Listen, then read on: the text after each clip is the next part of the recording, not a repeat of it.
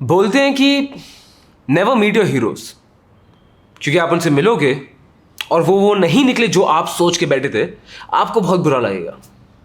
Stock market वैसे कुछ हो रहा है यार। डी मार्ट, एवेन्यू सुपरमार्ट, जिसके बारे में हम सब क्या सोचते, क्या क्या बोलते थे, आज वही स्टॉक 40% नीचे है। प्रॉब्लम क्या है? एज इन्वेस्टर्स हमें इन्वेस्ट करना चाहिए या से निकलना चाहिए? क्या करें? सबका आंसर मिलेगा आपको आज। चलो।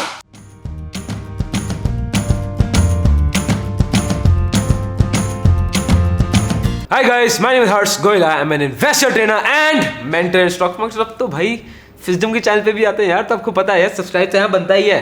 अब यार दिल टूटा है ना मेरा, ये दिल। एवेन्यू सुपरमार्ट्स की ऐसी हालत देखी नहीं जाती। अब आज मैं आपको क्या बताने वाला हूँ? सबसे पहला about Avenue Supermarts, advantages of Avenue Supermarts, then एक पूरी लिस्ट की ये स्टॉक क्यों गिर रहा है, एंड फाइनली आता है फिर अपना कंक्लूजन दोस्त, हमें क्या करना चाहिए। तो अबाउट द कंपनी से शुरू करते हैं। अब एवेन्यू सुपरमार्ट्स या डी मार्ट बेसिकली एक ऑर्गेनाइज रिटेल बिजनेस है ना। सुपरमार्केट्स की चेन है पूरी, एंड सुपरमार्केट्स की चेन तो हिंदुस्तान में one of the most if not the most profitable है। अरे अब इसका सबसे क्लोज कॉम्पिटिशन क्या था? बिग बाजार। उसकी तो हमें हालत पता ही है, फ्यूचर रिटेल का क्या हुआ है, रिलायंस ने उसको टेक ओवर कर लिया। सो ऐसा एवेन्यू सुपरमार्ट्स में क्या एडवांटेज है? What are they doing well? अब जाते हैं इस कंपनी के एडवांटेजेस में। सबसे पहला एडवांटेज आता है लो कॉस्ट इंटीरियर। जब भी आप किसी डीमार्ट स्टोर में जाओगे ना, फैंसी इंटीरियर्स कुछ नहीं है, बहुत रॉ, सब चीज रॉ है। इनका मेन फोकस रहता है एफिशिएंसी में। डीमार्ट का सिंपल बिलीफ है, इंडियन ऑडियंस को ना फर्क नहीं पड़ता कि क्या एम्बियंस है क्या नहीं है, उनको अच्छी क्वालिटी चाहिए एट अफोर्डेबल प्राइसेस चाहिए। तो इनका फोकस हमेशा वहां रहता है। इंटीरियर्स पे ज्यादा पैसा खर्च नहीं करते हैं, उल्टा ही अपने कैशियर के जो काउंटर होते हैं ना, उसको भी सबसे कम से कम रखते हैं, सो दैट की वर्क फोर्स की रिक्वायरमेंट सबसे कम हो। सेकेंड एडवांटेज आता है slotting fees. DMart, because DMart का इतना ह्यूज और लॉयल कस्टमर बेस है और सब सप्लाईज जानते हैं, तो डीमार्ट जो भी सप्लाईज है ना, उनसे स्लॉटिंग फीस चार्ज करता है कि अगर आप चाहते हो कि आपका प्रोडक्ट सामने रखा जाए या आगे रखा जाए शेल्फ में, तो आपको एक्स्ट्रा पैसे देने पड़ेंगे। और सप्लायर्स बहुत खुशी खुशी पैसे देते हैं। क्यों? DMart has such a big audience to cater to. Third advantage है ऑन टाइम पेमेंट्स।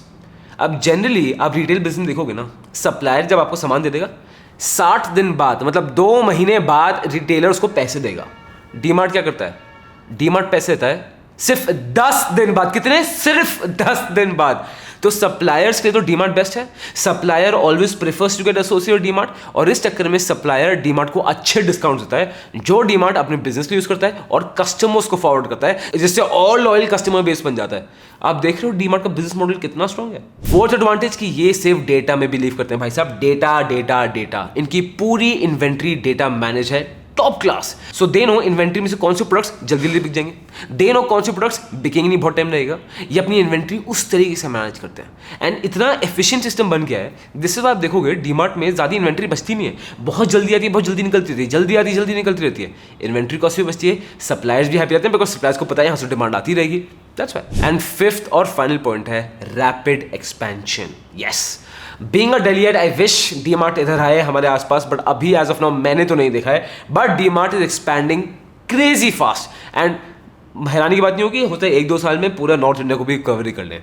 ठीक है, अभी आप देखोगे 2002-2003 में इनकी एक ब्रांच थी, और 10 साल के अंदर, मतलब 2022 to 2023 के, अब इनकी हो गई है 302 ब्रांचेस। ये आपको पूरा हिंदुस्तान का ग्राफ दिख रहा है। आप देख सकते हो किस लेवल पे एक्सपैंड करें, इनके प्लान्स क्या है। This is DMart for you. अब आते हैं कि डीमार्ट में इशू क्या है, और उसके पहले ना आप एक बार देखो बड़ी बड़ी ऑर्गेनाइजेशंस डीमार्ट के बारे में क्या क्या बोल रहे हैं। If you take Morgan Stanley, इनका डीमार्ट के स्टॉक के लिए टारगेट था ऑफ 4,590 रुपीज। अब उन्होंने अपना टारगेट ही नीचे कर दिया है to 3,853 points, because they are not very happy with the situation DMart is moving to. आप जेफरीज को लीजिए, जेफरीज ने डीमार्ट की अर्निंग्स को लोअर कर दिया है by 6 to 8% from FY23 to 25। Motilal Oswal बोल रहे हैं कि डीमार्ट की बड़ी एक्सपेंसिव वैल्यूएशन है। SGFC सिक्योरिटीज खुद इन्होंने अपना टारगेट डीमार्ट के लिए 3,000 रुपए कर दिया है। तो सिचुएशन खराब है। तो एक बार पता कर लेते हैं कि एक्चुअलिटी में प्रॉब्लम क्या है। सबसे पहली प्रॉब्लम इनकी आती है of margins. Why? Inflation. Inflation हर जगह फैल रहा है, रिटेल में ऑब्वियसली इन्फ्लेशन फैल रहा है, तो डीमार्ट के मार्जिन्स बहुत कम हो रहे हैं, विच होपफुली व्हेन इन्फ्लेशन इंप्रूव्स ये भी इंप्रूव कर जाना चाहिए। सेकंड प्रॉब्लम में आते हैं एक्सट्रीमली हाई वैल्यूएशंस। जो डीमार्ट की पीई चल रही थी वाज ऑफ 313 ये पीई थी। अभी अच्छा है खराब है पता कैसे चलेगा? इस इंडस्ट्री की एवरेज पीई देखते हैं। इस इंडस्ट्री की एवरेज पीई होनी चाहिए 135 और डीमार्ट है 313 पर। जब इतनी हाई वैल्यूएशंस है तो हल्की सी भी प्रॉफिट में ऊंच नीच हुई स्टॉक तो नीचे आएगा ही, और वो हमें दिख रहा है। Third problem, profits are decreasing. As you can see here, इनके जून में 643 करोड़ का प्रॉफिट था, अब वो प्रॉफिट सिर्फ 590 करोड़ का रह गया। अब इन सुपरमार्केट्स में ऑर्गेनाइज रिटेल में एक बहुत इंटरेस्टिंग रेशियो है जो जितना ज्यादा हो उतना बेटर है, दिखाता है कि कंपनी कितनी ज्यादा एफिशिएंट है, कंपनी कितनी अच्छी सेल्स कर रही है। इस रेशियो का नाम है रेवेन्यू फ्रॉम सेल्स पर retail area square feet.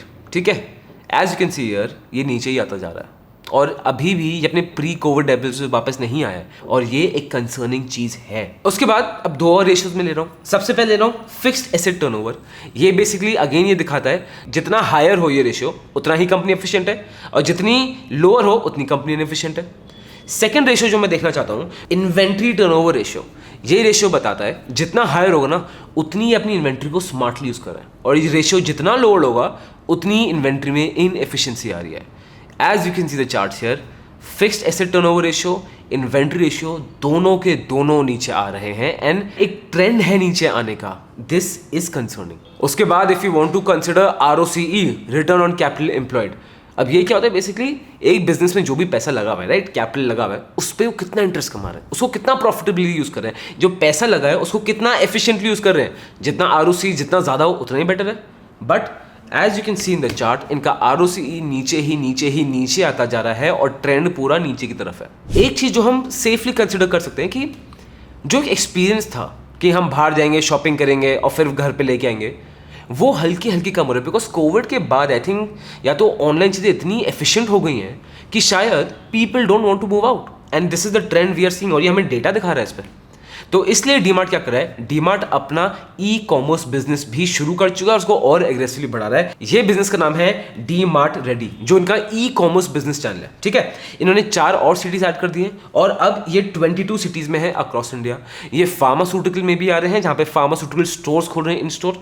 So yes, they are doing the bit to make sure कि फ्यूचर में डीमार्ट दोबारा ऊपर आ जाए। पर दोस्त, फैक्ट की बात तो ये है, रेशियोज का ट्रेंड नीचे आ रहा है, स्टॉक का ट्रेंड नीचे आ रहा है, एंड एज ऑफ नाउ आपको इसमें नहीं घुसना चाहिए। आपको तब घुसना चाहिए जब ट्रेंड ऊपर का हो, when things start for the better. और हाँ, DMart is fundamentally strong. DMart की leadership is mister R K. Damani himself, which is super strong. तो आई एम वेरी ऑप्टिमिस्टिक कि डीमार्ट दोबारा यू टर्न करेगा, बट हम तब घुसेंगे जब यू टर्न कर जाएगा। तो चढ़ती बस में घुसेंगे ना, गिरती हुई बस में चढ़ना ही क्यों है। कोई और स्टॉक का एनालिसिस चाहिए तो कमेंट करके बता दो, आपको पता है गोयला वीडियो बना देगा। Investment in securities market are subject to market risk. Read all the related documents carefully before investing.